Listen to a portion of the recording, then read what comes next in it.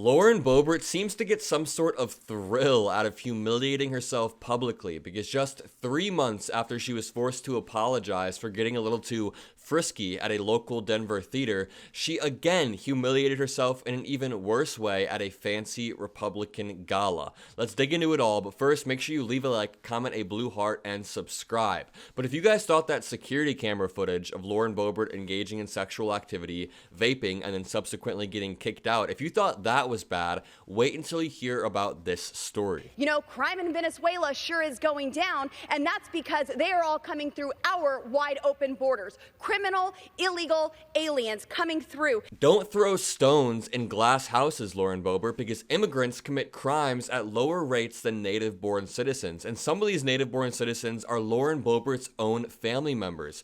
Just in February, Lauren Boebert's 18-year-old son was arrested in connection with a recent string of vehicle trespass and property thefts. This article reads, while officials have yet to release details, the Colorado Bureau of Investigation records indicate Tyler Boebert was breaking into vehicles to steal credit cards and other identification documents, such as driver's licenses and passports. That's not even the worst. Lauren Boebert's ex-husband, Jason Boebert, has been charged with assault and other counts in connection with 2 domestic altercations, including an argument with the congresswoman in a restaurant that spiraled out of control and a fight with the former couple's son. Now, this seems like a troubled family. We're not here to assassinate her family's character, but we are here to point out the hypocrisy when she calls people who come over here to work, to live better lives, when she calls them criminals. Not only is that offensive, but it's just a lot of projection. But let's dig into the meat of today's video. What did Lauren Boebert do at this fancy Republican gala? Well, according to a new CNN report about the fancy Republican gala, they say,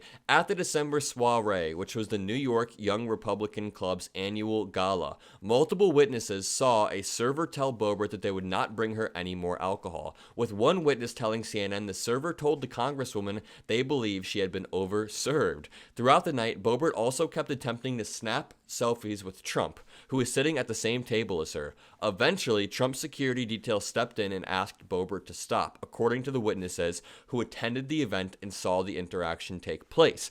Now, I also have some reactions from other Republican congressmen about this event, but I just want to say, at a New York Young Republican Club, really? The Young Republicans, you're going to act like this? I think Lauren Boebert genuinely has some deeply rooted issues that she needs to take care of, and that's fine. We all have family members or friends with issues like this that have issues with alcohol, but the fact that this person is in such a high position of power is not okay. The report continues, as Boebert desperately fights to keep her congressional career alive, the Maga Firebrand will need to dispel concerns about her controversial behavior and accusations of carpetbagging, which was referencing Lauren Boebert trying to run in a district where she has no connections whatsoever. She's an opportunist like all other MAGA are, as she tries to convince voters in an entirely new district that she's best suited to represent a rural seat in eastern Colorado.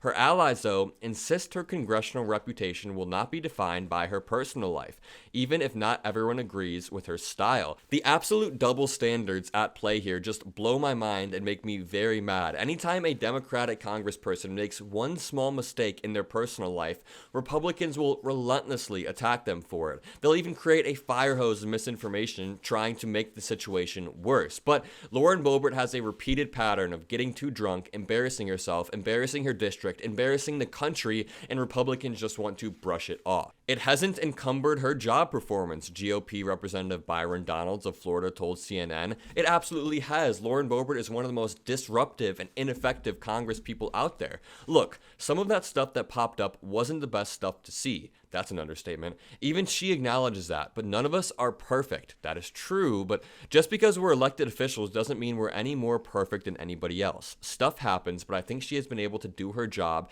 and that's all that matters at the end of the day. Nobody's asking for our congresspeople to be perfect. That is, of course, unrealistic, but they should be held to higher standards than the average citizen. And if you're going to be going out there talking about illegal immigrants committing all this crime, you better make sure that your whole family isn't actively committing crimes that parallel the rhetoric you use about illegal immigrants. Every day is hard. I'm not afraid of a challenge, though, Boebert told CNN before the House left for a 2-week break. I mean, I think that's what has always caused me to stand out, because there's always something coming against me, always something in my way, and when times get tough, I get tougher. When she says there's always something coming against me, I won't make the lowbrow jokes we're all thinking of, but all of this stuff is because of her own doing. She creates these situations because, I don't know, she likes attention, she just can't control herself, she's impulsive, and those are not the qualities we should be looking for in a congressperson. I mean, what has Lauren Boebert accomplished that she can be proud of other than trying to disrupt Biden's infrastructure bill and appropriations bills and then touting it in her district like she didn't do that? This article says, in a news release last month, U.S. Representative Lauren Boebert celebrated 10 projects in her district that received funding with the passage of an appropriations bill, a bill she voted against.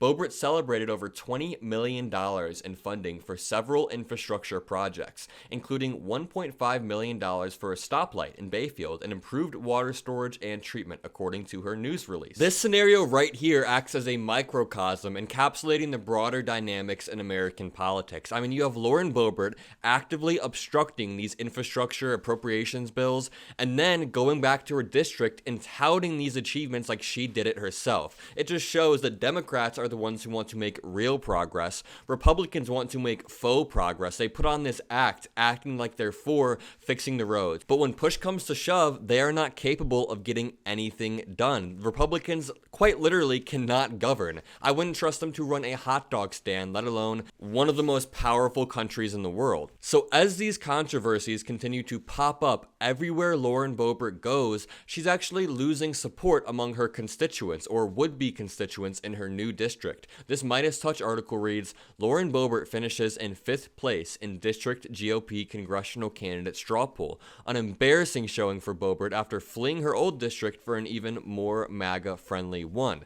The article continues, Colorado Republican Lauren Boebert finished in 5th place in a straw poll of 8 candidates running for Congress in her new district, a shockingly poor showing for an incumbent candidate. The straw poll vote came after the CD4 Republican primary debate in Colorado, in which Boebert only received 12 votes out of 117 cast.